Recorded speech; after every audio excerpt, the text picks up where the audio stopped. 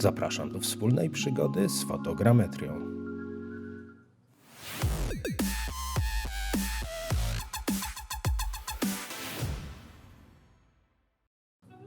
Czy czasem masz ochotę zatrzymać wyjątkowy obiekt w formie modelu 3D? Niektóre, na przykład śrubka, są dość łatwe do wymodelowania i nadanie im odpowiedniej tekstury nie jest czymś wyjątkowo trudnym. Jednak wymodelowanie i pomalowanie takiej na przykład chałki, aby wyglądała naturalnie, jest już wyzwaniem. Z pomocą przychodzi nam fotogrametria. Za Wikipedią. Fotogrametria to dziedzina nauki i techniki zajmująca się odtwarzaniem kształtów, rozmiarów i wzajemnego położenia obiektów w terenie na podstawie zdjęć fotogrametrycznych fotogramów. W tym pierwszym odcinku serii pokażę Wam, jak ja to robię, a że dopiero zaczynam pracę w tej technice, to będziemy uczyć się razem. Zaczynajmy. Do namiotu bezcieniowego wkładam tło kartonowe oraz oklejony kartonem drewniany obrotowy talerz do pizzy. Na środku ustawiam podstawkę, włączam światło.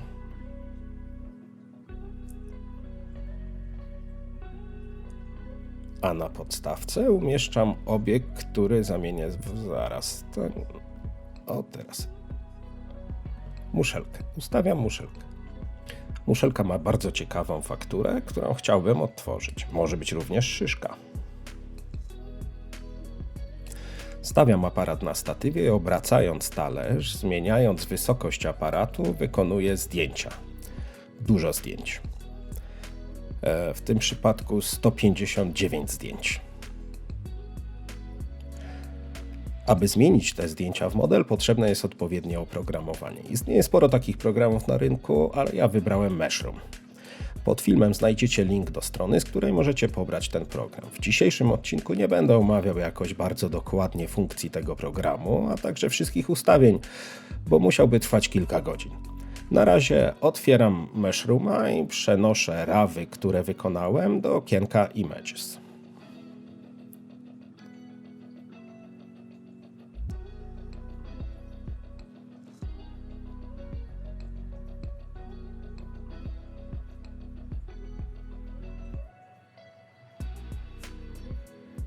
Kolejna rzecz, którą robię, to zapisuję projekt, na przykład w folderze, gdzie mam wszystkie zdjęcia.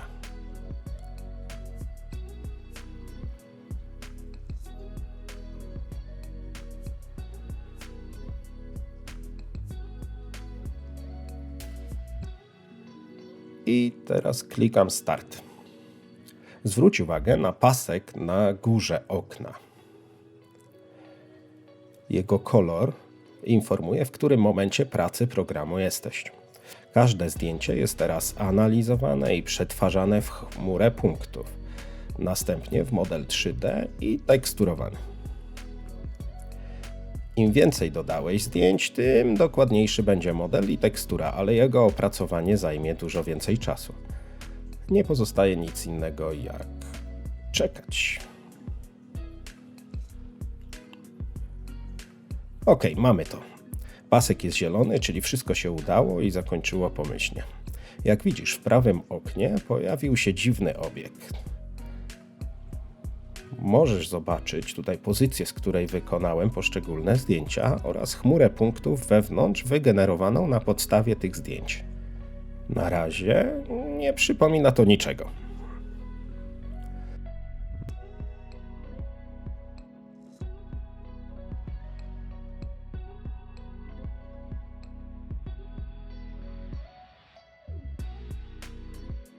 Zmienię troszkę parametry wyświetlania, wielkość punktów i wielkość znaczników aparatu. Wow, całkiem nieźle. Obiekt jest co prawda pod dziwnym kątem, ale już widzę, że wyszło to całkiem przyzwoicie.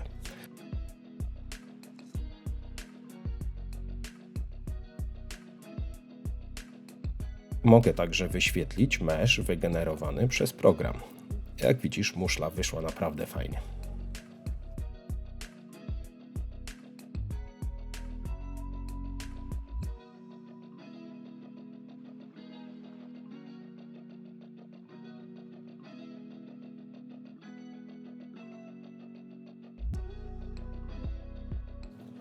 W folderze, w którym zapisałem projekt, program automatycznie utworzył kilka nowych folderów. Nas będą interesowały w zasadzie dwa: Mesh Filtering oraz Texturing. Zerknijmy do tego drugiego i otwórzmy folder o tej dziwnej nazwie. Mamy tutaj gotowy model w formacie OBJ oraz teksturę. Świetnie, ale jak widzisz, to dopiero początek pracy. Będę pracował na dwóch maksach, na 2020 i 2022. Później wyjaśnię Wam dlaczego. Importuję plik wygenerowany przez Meshroom. Albo ten znajdujący się w Texturing, albo ten z folderu Mesh Filtering.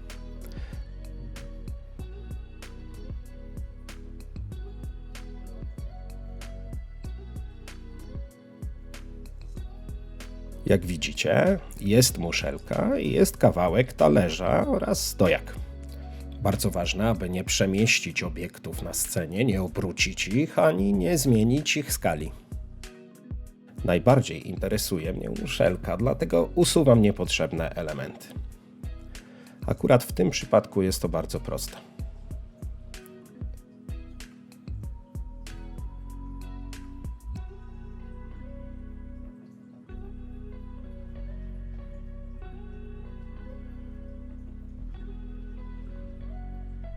Jak widzisz, cienkie druciki podtrzymujące muszlę nie zeskanowały się zbyt dokładnie.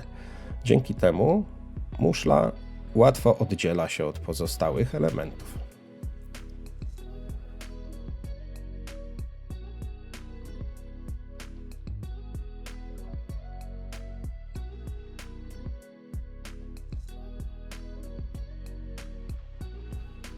Tylko niewielki fragment podtrzymującego pręcika pozostał przy geometrii. Ale to chyba jedyny problem, jaki trzeba naprawić. Szybko go usunę i załatam powstały otwór przy pomocy kap.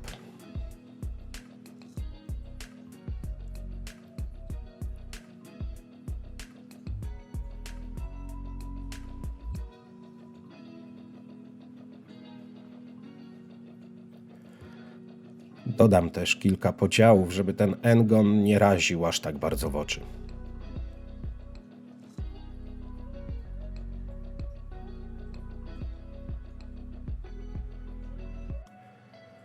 Kolejnym narzędziem, z jakiego skorzystam, będzie Simplygon. To wspaniała pomoc przy wykonywaniu LOD-sów modeli do gier. Tym razem pomoże mi zmienić muszelkę Real w muszelkę 3D. Niestety Simplygon nie działa jeszcze na najnowszym Max 2022 i dlatego muszę pracować także w Maxie 2020. Link do strony, z której będziecie mogli pobrać ten program, znajdziecie pod filmem. Simplygon w Max otwieram klikając prawym przyciskiem myszy na pole z ikonami i wybieram Simplygon. Pojawi się niewiele mówiące okienko. Mając wybraną muszelkę, klikam na Add LOD Component, Template, Advanced Reduction. Niestety nie mogę zmienić rozmiaru okienka. Otwieram Reduction Settings. Muszę teraz na samym dole tego okna znaleźć suwak i przesunąć wnętrze okna w lewo, przemieszczając suwak w prawo. I w pierwszym okienku ustawiam sobie cel redukcji. Ustawiam na 0,4. Zobaczmy, co się stanie. Redukcja jest dosyć szybka i zajmuje niecałe 2 minuty. Po tej operacji mam na scenie dwa modele. Mesh, czyli ten pierwotny, i Mesh LOD 01, nowo powstały. Jeśli zamierzasz wypalać normal mapy, to jest dobry moment, żeby zapisać High Poly Model. Sprawdzę sobie jeszcze, ile każdy z modeli ma poligonów.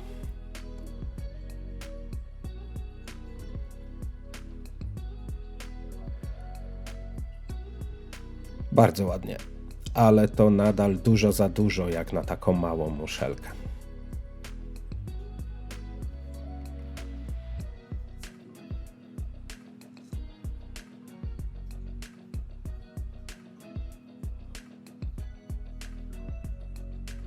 Zredukuję jeszcze raz.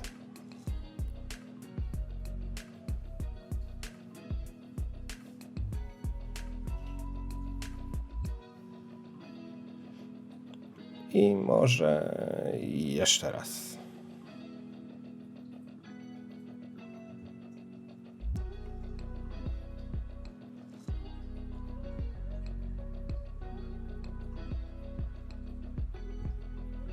Jak widzisz, w niektórych miejscach pojawiły się nieładne zagniecenia.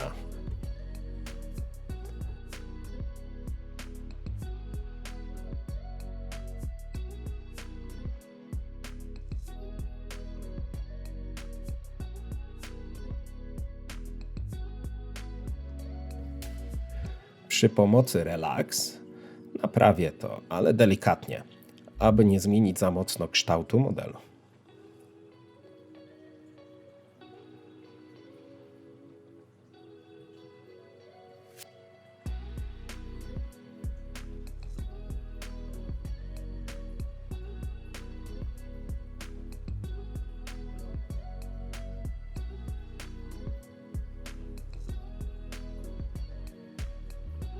OK. Skolapsuję teraz wszystko i zapiszę model jako wersję low poly.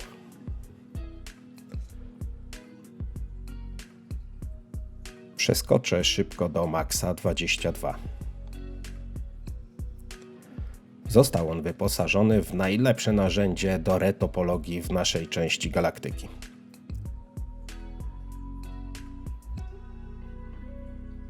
Otwieram wersję low poly.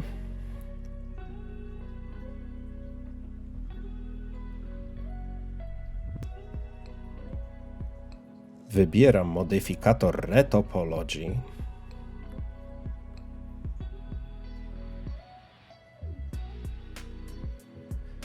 Ustawiam docelowy polikant na 6000. Wszystkie pozostałe parametry pozostawiam na ustawieniach domyślnych, chociaż korci by w nich zamieszać, i klikam Complete.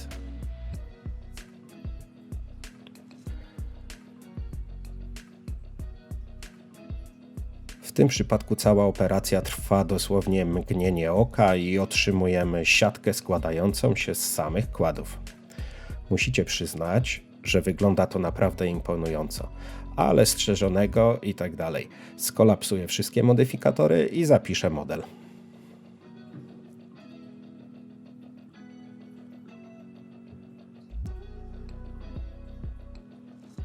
W środku muszelki znalazłem kilka zagnieceń, a także ślad po pręciku, na którym oparta była muszelka. Wygładzam to przy pomocy Relax. Ważne, nadal nie poruszam i nie obracam i nie skaluję modelu.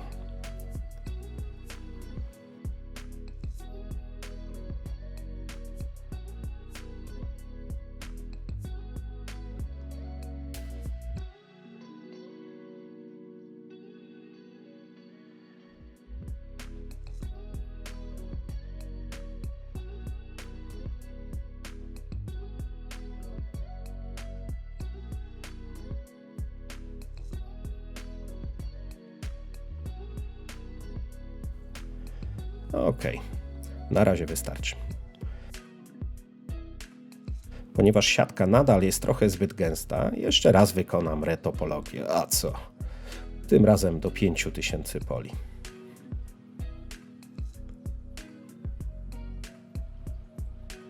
Kilka poprawek.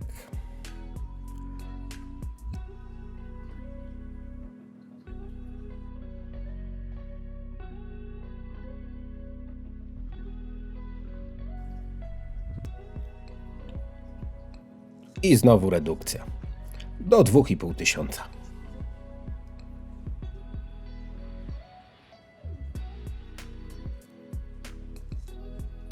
Tak. To jest zdecydowanie to. Pamiętacie może, jak wyglądała oryginalna tekstura? No to teraz musimy rozłożyć UV-ki. Jeśli nie wiesz, jak rozłożyć UV-ki, zapraszam do filmiku opowiadającego o tym.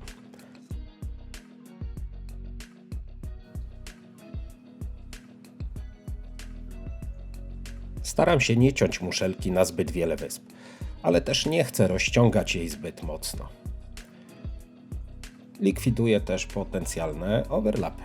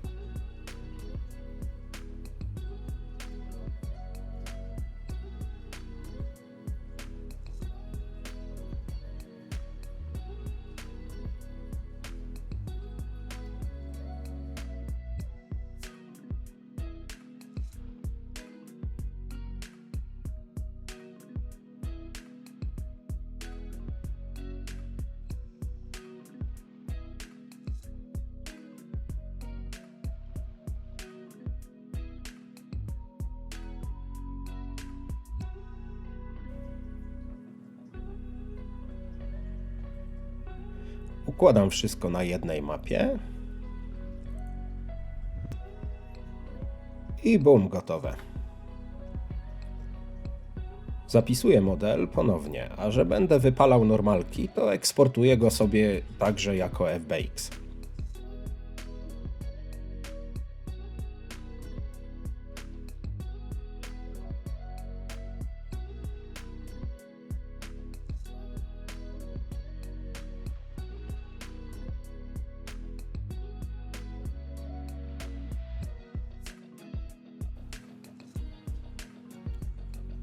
Po operacji rozkładania UV-ków model nie pasuje już do stworzonej przez Mesh-Run tekstury. Zaraz to naprawimy. Wyeksportujmy model tym razem jako OBJ do folderu Mesh Flittering.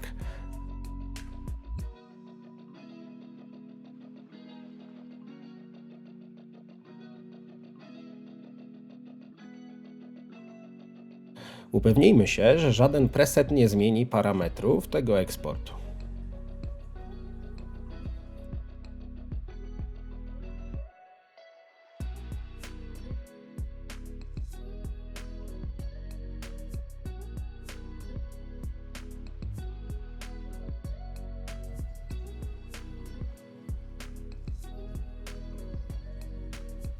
Znowu otwieram Meshrooma i otwieram projekt Muszelka.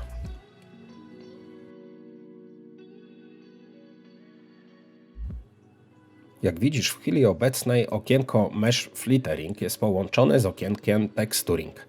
Czyli w skrócie program pobierze do operacji teksturowania model z okna Mesh Flittering.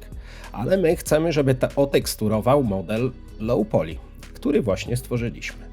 Klikam prawym przyciskiem myszy na połączenie i wybieram Rozłącz. Zielony pasek z okna Texturing zniknął, a na górze mamy przerwę. W oknie Mesh zniknęła także lokalizacja pliku. Znajdźmy plik OBJ, który zapisaliśmy wcześniej.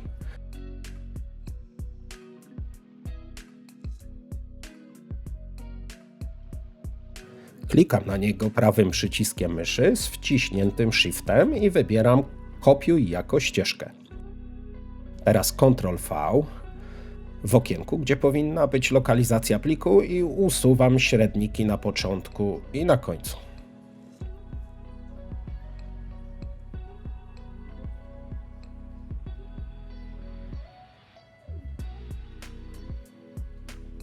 Klikam znowu Start i po dłuższej chwili przechodzę do dodatkowego folderu, który został automatycznie utworzony w folderze Texturing.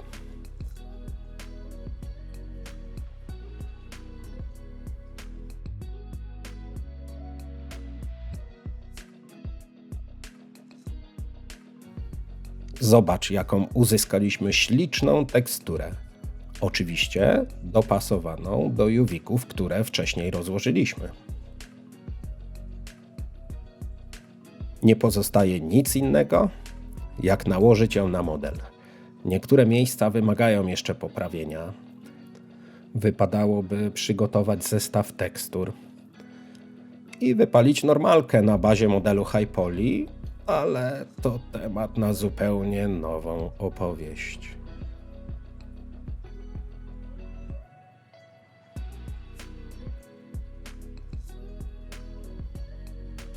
Mam nadzieję, że zainteresowałem Was choć trochę tematem fotogrammetrii. Jest to bardzo szerokie zagadnienie, ale dające duże możliwości, i choć sam dopiero je poznaję, postanowiłem podzielić się z Wami tym, jak to robię. Absolutnie nie twierdzę, że to jest najlepszy sposób i chętnie poznam Wasze sposoby czy triki.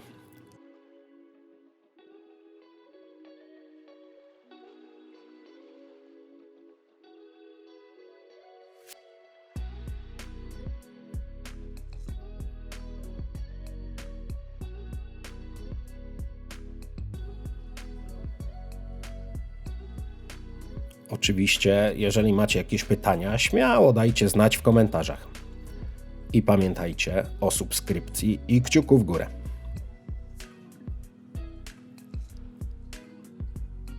To był 3D Maniak. Do usłyszenia.